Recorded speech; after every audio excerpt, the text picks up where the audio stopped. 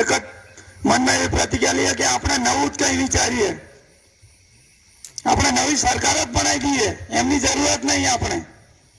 આપણે તાલુકામાં બી જીતાડે. આપણા તાલુકાની વાત કરીએ, વજીપુર પર ગ્રામ પંચાયતમાં બીજેપીની જ સરકાર છે. કોઈ કરી આલેલું છે?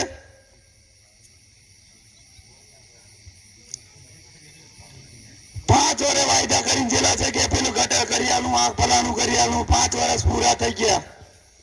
આ ચૂંટણી આવી ગઈ 5 વર્ષની પાછી, કશું નહીં કરી આલ્યું.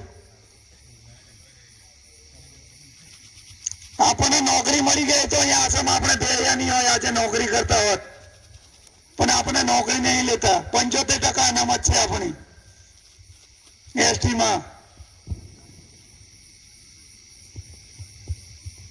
દરેક જગ્યા પર આપણે એસટી ને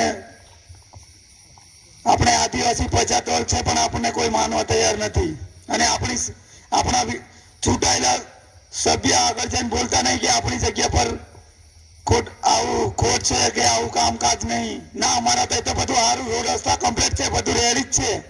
આ સરકાર બની જાય એટલે એવું કીધું, એટલે આપણા લોકો તો હતા એવા ને એવા જ છે. એટલે આપણે જાગવાની જરૂર છે ને આવનારા ટાઈમમાં તાલુકા જિલ્લામાં આપણે તનતોડ મહેનત કરીને આપણે આગળ વધવાની જરૂર છે, કરી બતાવવાની જરૂર છે. હવે આપણે પેલા પડેગા ખાઈને કે એક ઓર્ડર પીને કે એને વોટિંગ કરીને આપણે જીતાડવાની જરૂર નથી. આખું 5 વર્ષ સુધી આપણે ભોગવવા પડે છે આ વસ્તુ. તો આપણે મહેનત કરી અને તનતોડ મહેનત કરી અને જીતાડી અને કામ જે જીતે એની જોડે આપણે કામ માંગીએ, એવી વિચારધારા લઈને આપણે આમ આદમી પાર્ટી એવું વિચારે છે ને એવી વિચાર સમિતિ આપણે એમની સાથે જોડાય એમ તનતોડ મહેનત કરીએ.